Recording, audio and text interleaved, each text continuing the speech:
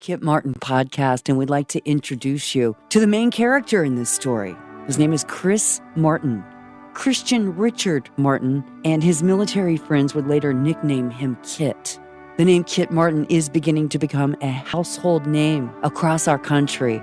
He's a convicted American hero. We cannot figure out for the life of us how anyone could ignore this story. He grew up in an average middle-class military family. His father retired from the Air Force and served in Vietnam. One of his sisters also retired from the Air Force after serving in the Nurse Corps. Now, Kit's mother, she grew up in England and later became an American citizen. So as you can imagine, coming from an Air Force family, they moved extensively, and Kit utilized all of that time to earn the prestigious Eagle Scout designation.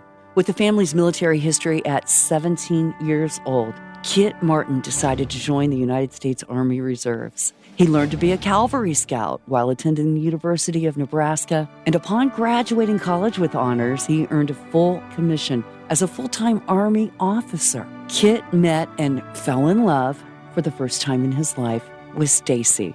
They were married for 13 years and were blessed with 3 children. Kit had hoped that resigning from the Army would save his marriage, but it didn't. After the marriage ended on good terms, Kit met his next wife, or so he thought. Her name was Joan Harmon Guerre. When tragedy struck our country on 9/11, Kit believed it was his duty once again to join the active military. His new wife, Joan, really loved this decision because, Kit would later learn that her support was sort of motivated by her desire to alienate him from his biological children and Stacy, and his entire family for that matter. Kit would also learn later that their military travels assisted Joan in covering her little tainted, horrific past. And when we say horrific, that's an understatement. And then there's the distance. It's quite beneficial for covering up lies pertaining to her own biological children. Although Kit had resigned from active military, he had continued to serve in the National Guard and trained to even become a military helicopter pilot, and eventually flew almost every type of helicopter available to the military. He even flew 4 tours during the Gulf War and earned so many honors, medals, including a prestigious Combat Action Badge. This is American hero. He had a 30-year untainted military career until the truth about the beloved Joni began to surface. He noticed lie after lie. Can you imagine? Her history and even her 3 biological children's history were not anything like the picture that she had painted him at the beginning of their relationship. When he eventually asked her for a divorce, one of Kit's adult children overheard the conversation. Joan told Kit, "I will ruin you. I'll ruin your military career. I know how to do it. I'll just say you abused me." He filed for a divorce anyway, only to find out he wasn't married to her to begin with. She was still married to her last victim. When she vowed, "I will ruin you," our American hero could not imagine how his life was about to change. A court-martial, 3 murder and 4 life sentences. Kit Martin's in a Kentucky prison, wrongfully convicted, and this is one of the greatest American tragedies of our time. Welcome to the Free Kit Martin podcast. My name is Crystal McKenzie. I'm a radio personality. Ex-wife of Kit Martin, Stacy Stone, is my partner. We advocate for freedom of this innocent man. I mean, think about it. 108 DNA samples, 0 connected to Kit. They never took Joan Harmon's DNA. 0 evidence in that entire trial connected to Kit Martin. They were able to convince a jury of 12 that this man committed triple murder with 0 evidence and all chaos. Oh, and guess who was caught with one of the victim's phones? Joan Harmon. We're trying to make sense of the corruption. We're trying to make sense of the lies. Help us unpack the Kit Martin story. Hello and welcome to the Free Kit Martin podcast. I'm Stacy Stone and I'm here with Crystal McKenzie. Hey, honey.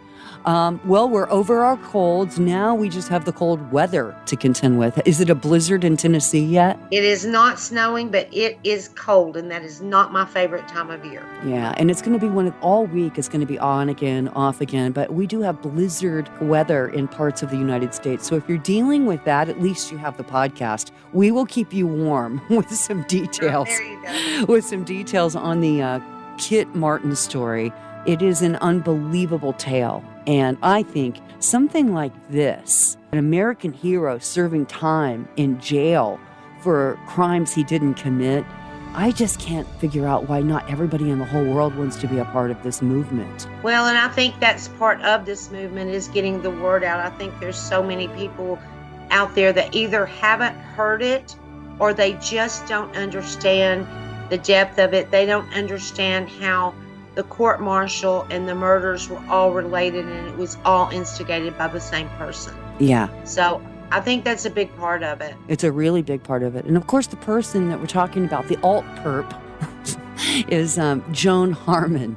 But one of the things that you and the Angels, we call them Kit's Angels, figured out a couple of weeks ago is that her name has changed. What is her name now? Her name is now Adele Joan Gritton.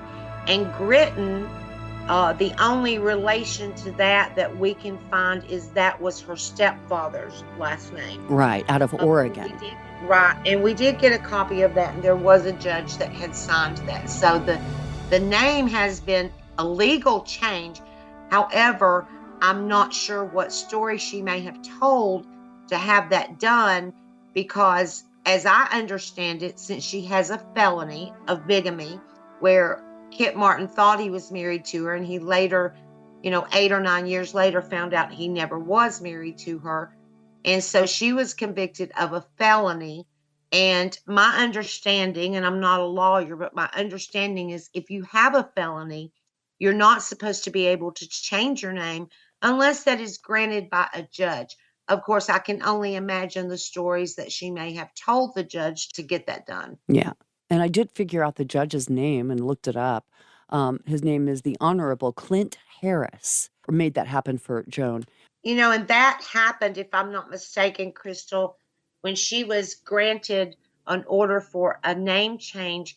If I'm not mistaken, Kit was arrested in May of 2000 and for the court-martial. Was that right? 2015, granted a name change in July of the same year. And which is, if I'm not mistaken about that. And then what is really puzzling, and this is not around the name change, but very puzzling to me is that Joan Harmon, who was living in shelters because she was quote unquote scared, all of a sudden came up with all this money and was able to purchase a home in Franklin, Kentucky for around $179,000. Wow. The big house, the $179,000 house in Franklin, Kentucky. It is. And the weird part of that to me, I've been in real estate most of my life, and some of our supporters that are helping us with the case have been. And she was able to get an FHA, which is a government type loan, Federal Housing Administration. However, I know beyond a shadow of a doubt that she could not have qualified for the criteria to get a Federal Housing Administration loan. So I'm wondering what kind of fraud went on there. And I'm just saying it because there's no way that she had the income to support getting a loan for that amount. So there's something weird going on there for sure. Now, if you've never watched the Kit Martin trial, just right there on Court TV, you can Google that. It's the Kentucky versus Christian Martin. Watch that trial and you will be all caught up on what we are doing here. Do you think, though, Stacey, during the trial that the jury kind of noticed all of the chaos that was going around the name Joan Harmon? I mean, how would you miss it, right? Yeah, I think it would have been hard for them not to have felt or seen or heard the chaos. In fact, I'm thinking those may be some of the reasons for the conviction, because it was very difficult to understand what was going on in the trial. And it was never made very clear to the jury. I've kind of lived this whole thing with Kit, just knowing from the beginning. And if I had never known the backstory I wouldn't have known what was going on. I still watch that trial on demand on Court TV, and I to this day still pick up things that I did not pick up back then. So yes, chaos is a Yeah. very good word. Yeah, that is why I asked, because I was just watching one and, this is incredible, but Tom Griffiths, our defense attorney, asking Scott Smith, who is the lead investigator from Christian County, up on the stand, he's asking him, did you have any other suspects? And of course, he got around that. Well, we had persons of interest, and I'm sorry, I didn't mean to slow down and do my really bad Kentucky accent there. But he did. He's like, well, we had other persons of interest. Okay, maybe I did mean to do it.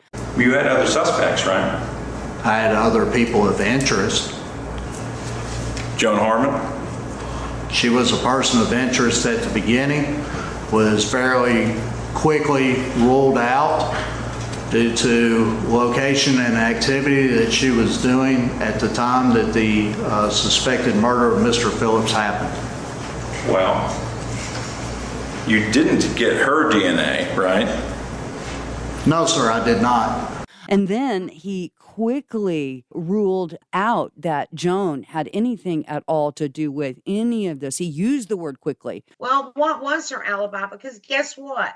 Kit Martin had 3 alibis. Yeah. So why did they choose to pursue him and not her? Especially a woman that shows up in the AT&T store with one of the victims, the dead victim's phone, and then they never even brought her in to question her about that. That's right. There's something's not right. And that was weeks later. It was like 6 weeks later. I mean, the murders happened right before the week before Thanksgiving.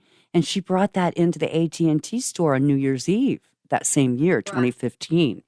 So all those weeks she had it. And, the fact that it was not ever checked by anyone or asked to be checked by anyone as far as the prosecution, where it was, where it had traveled to, all of those things. Houston, we have a problem. I mean, that is a very, very big deal. Yes, because, they followed Cellbrite records, the expert opinion, which apparently Smith misinterpreted, said that Kit's phone and the victim's phone had the same path of travel, and it did not. However, why didn't they check Joan's phone to see her path of travel and compare the two? Because I think if they had continued to check the movement of Pam Phillips' phone and Joan Harmon, Gara Martin Gritton's phone, I believe they would see that they were together the entire time. And, it's like Emilio said on one of our previous episodes, Joan Harmon could have said an alien ship dropped that phone in her yard and they would not have questioned. No, they didn't question any of it. And the fact that the cops did absolutely nothing. I mean, there's Detective Noiseworthy just doing his obligatory drive-by after he picked it up at the AT&T store. Yeah, we got a big old problem with all of that. It's just so suspicious. And they got by with it. I don't know how on earth 12 people in Hardin County came to a guilty verdict, but it completely freaked out thousands of people across the nation and the world. I'm going to do a big shout out right now to Ireland. That is our second highest listenership as far. We have a lot of United States listeners on this podcast. Ireland is number 2. Not Canada. Awesome. I know. Isn't that amazing? So, yeah, you would think those would be our neighbors here in Canada. I always think of them kind of being part of us. But, yeah, even out of the Canadians in North America, we have our Irish friends listening. We have people over in Great Britain. We have people in Germany. And we really, really appreciate it. These are all places, of course, that Kit has served in the United States Army.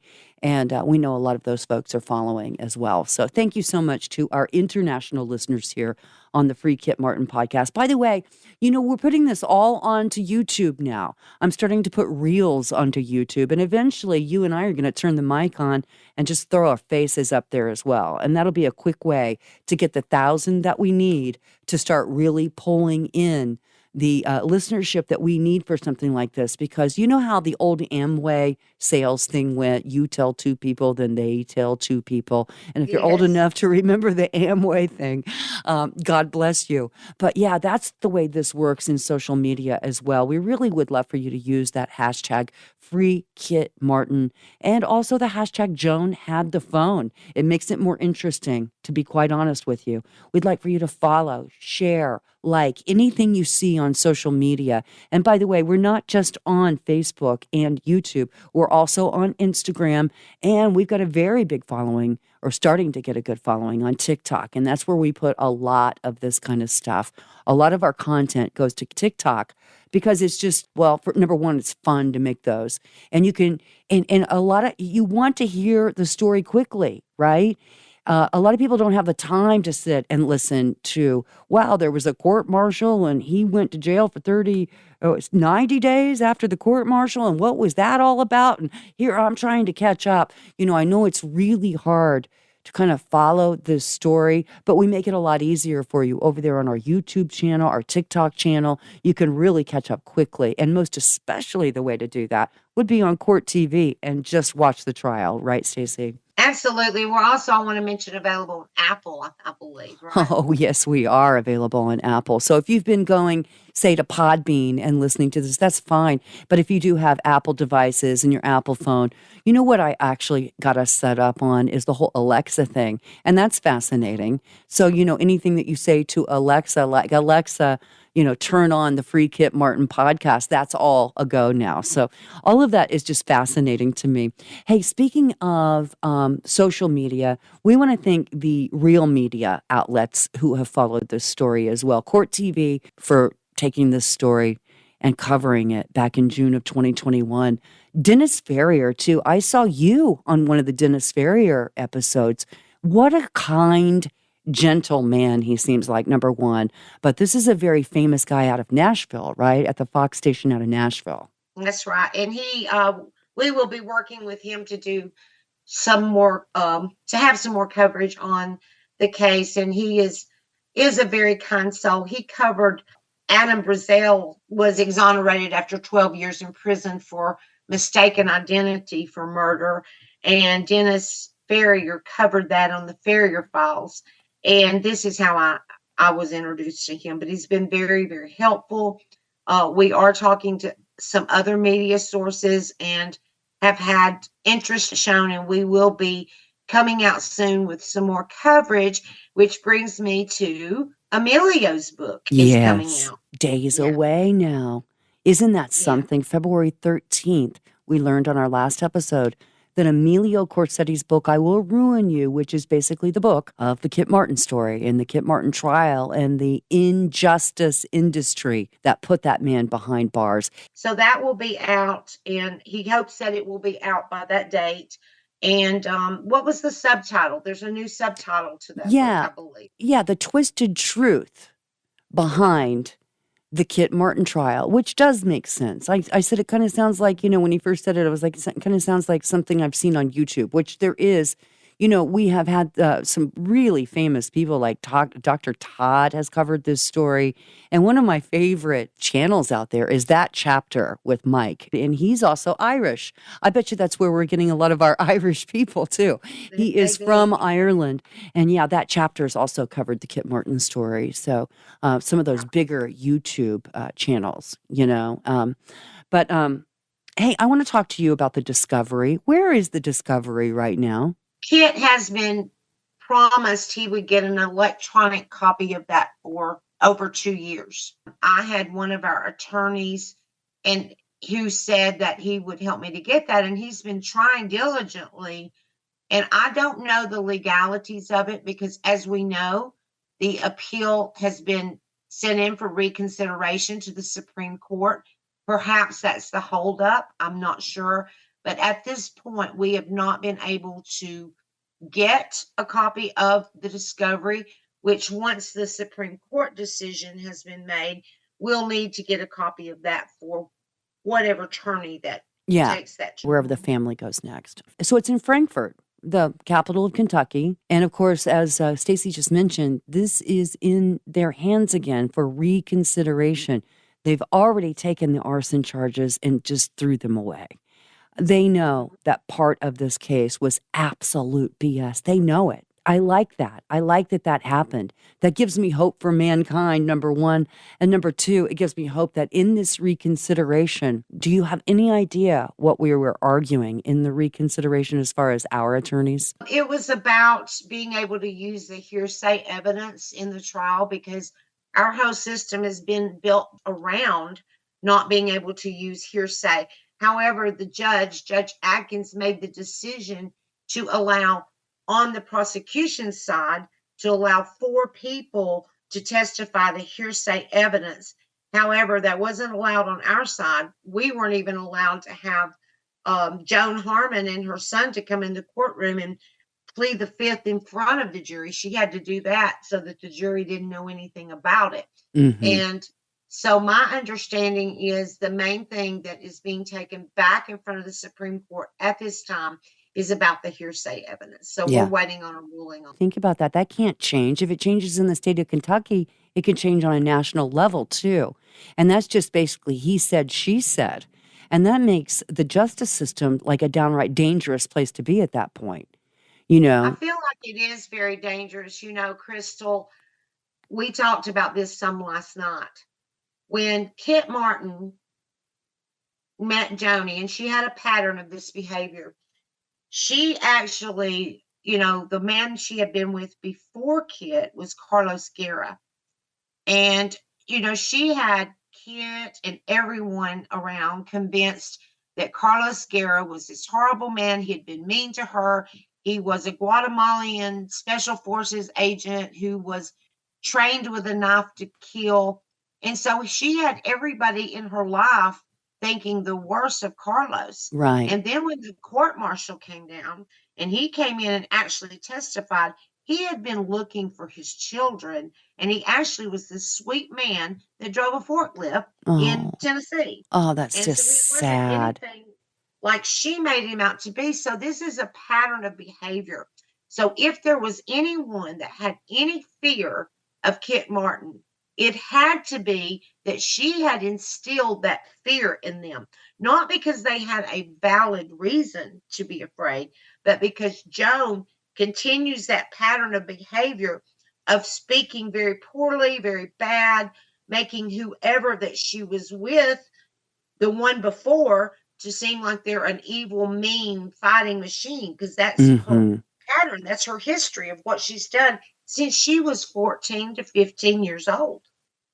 Oh my God. And she even started the rumor that one of her children's teeth were bad because of Carlos, because Carlos wouldn't allow her to brush her teeth, right? That's what she told about one of That's her just daughters. so sad. That is so abusive. Yes, it is. One of her daughters was a toddler and her teeth were rotting. And she told my children, well, the reason they're that way is Carlos wouldn't let me brush them. He was that mean. Well, that's in Tennessee, we call that hogwash. Yeah. I mean, there's just no truth to that whatsoever. It's just very, very, the whole thing's very sad. You know, EJ, during the court martial, got by with the whole Roman whip thing. I mean, it wasn't that anybody bought that story, right? I mean, do any of us buy it? Because first of all, you can't buy a Roman whip. I mean, that there may be whips for sale in Rome, you know, but what I'm saying is you can't buy something like this, like she explained. You know, you can't. and these And, are you know, stories. These stories just keep, you know, all of Kit's military rights, all of his benefits. He lost it all because of that story, because of this, what looked like a weird made up makeup picture to us. Could have been some sort of injury, but it certainly wasn't at the hand of your ex-husband, Kit Martin. If there was any abuse going on, that I would say that was at the hand of Joan. You know, I think I told a story in one of our previous episodes, and I'll make it quick. But if there was any violence in that relationship, it was her, because I later learned that our 5-year-old son, she had reared her hand back with a shoe about to hit him, and when he was young, and Chris caught her.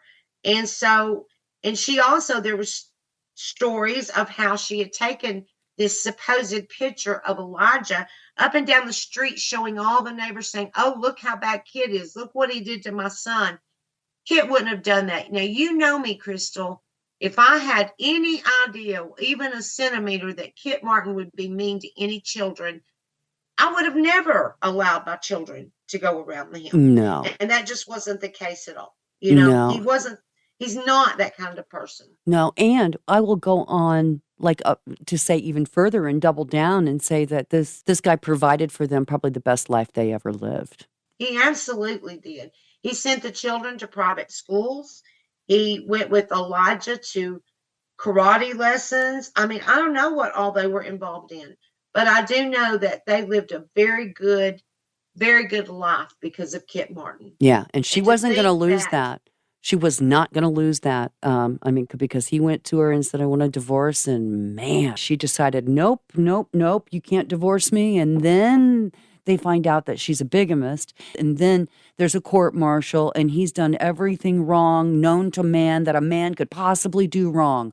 I mean, that is what how many charges in the court martial? Do we know? There was 14 to 15 charges that she had made against him. And even there is a statement that was made. Laura was Chris's fiance, and she had at the court martial, at a hearing before the court martial, she had been accidentally put into one of the prosecution's witness rooms, and she overheard a conversation by James Garrett, Major James Garrett, who also testified at the murder trial, Mm-hmm.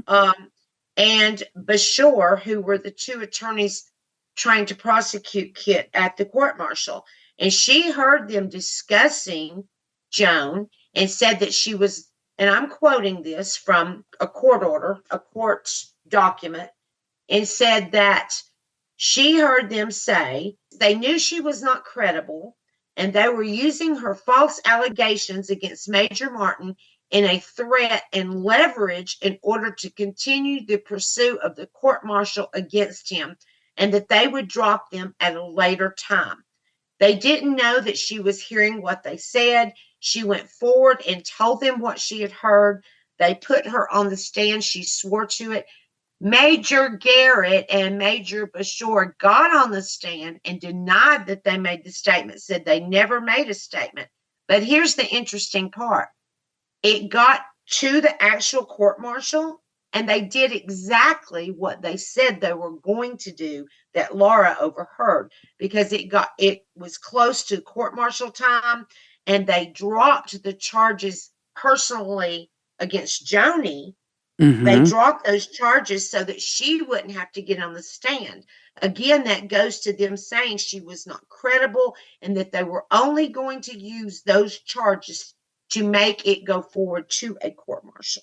So they perjured themselves in the court martial. They perjured themselves. Now, people are starting to be held accountable for this perjury thing. I'd like to see anyone in this case, because once one of them's held accountable, the rest of them are going to go down like a great big old pile of dominoes. It's going to be the dirty dozen. Yep, the greatest day of our lives.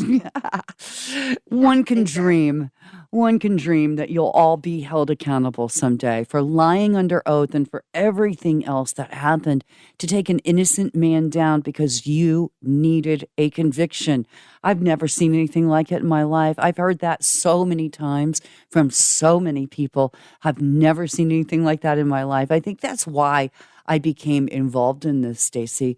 I have never reacted to anything on TV like that. Like, wait a minute, did that just happen right in front of me?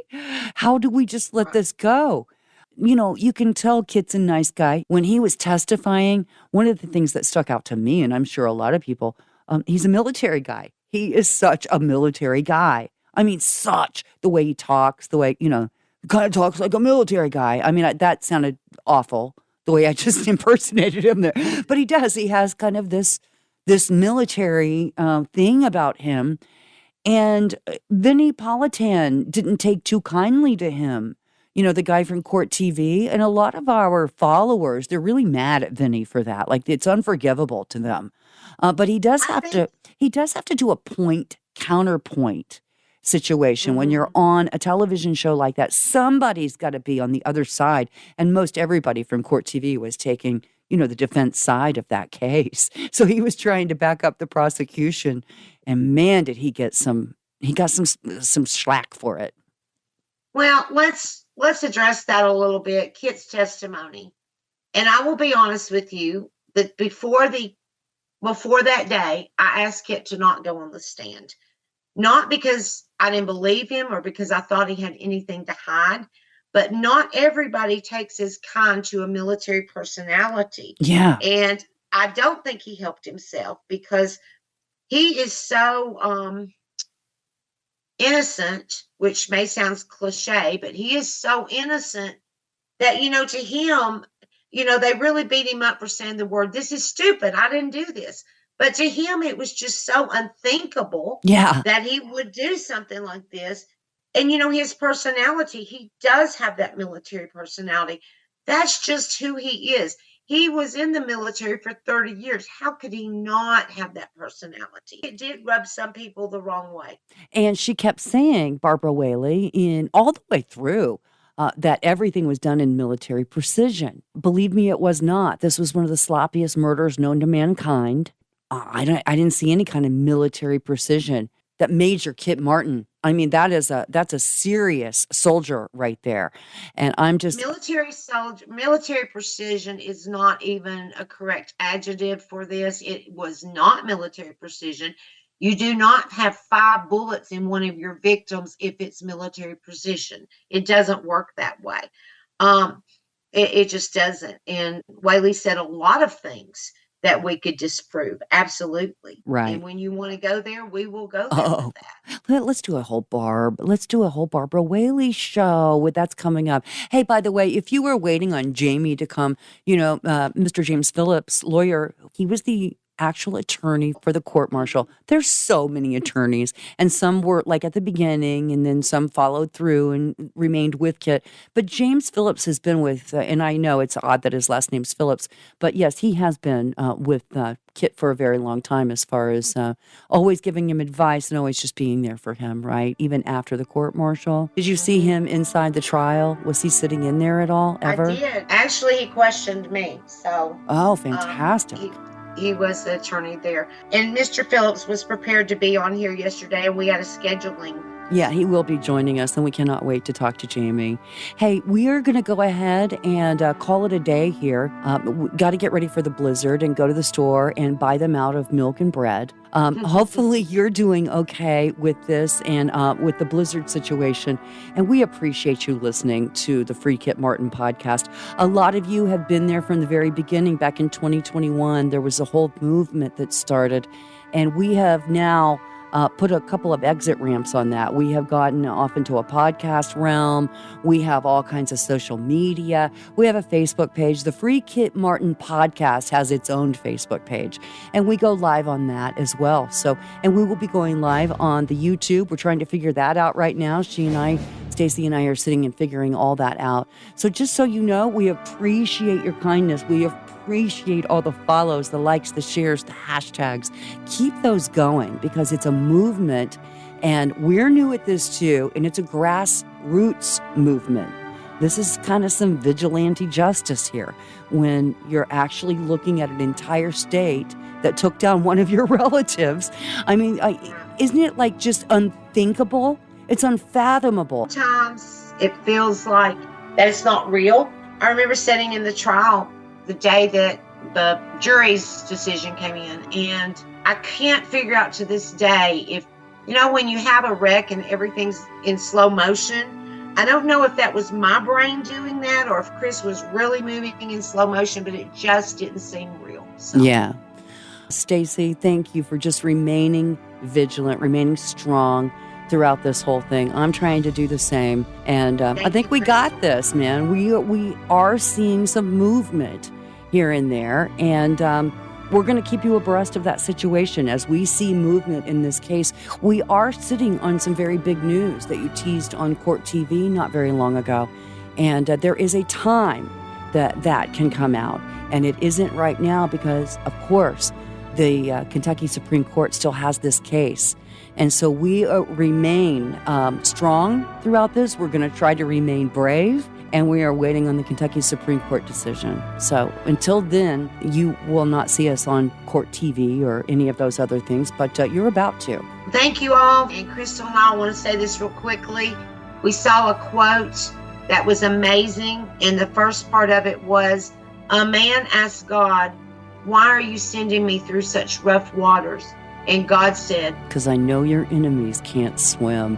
See, these are the reasons that you need to be over on TikTok with us. We have figured out TikTok, and we have brought all of our wisdom to TikTok. We're way too old for it, but we love every second of it.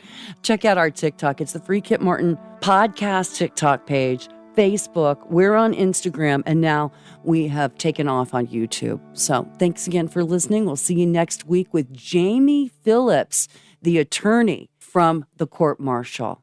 please remember the hashtag Free Kit Martin and hashtag Joan had the phone.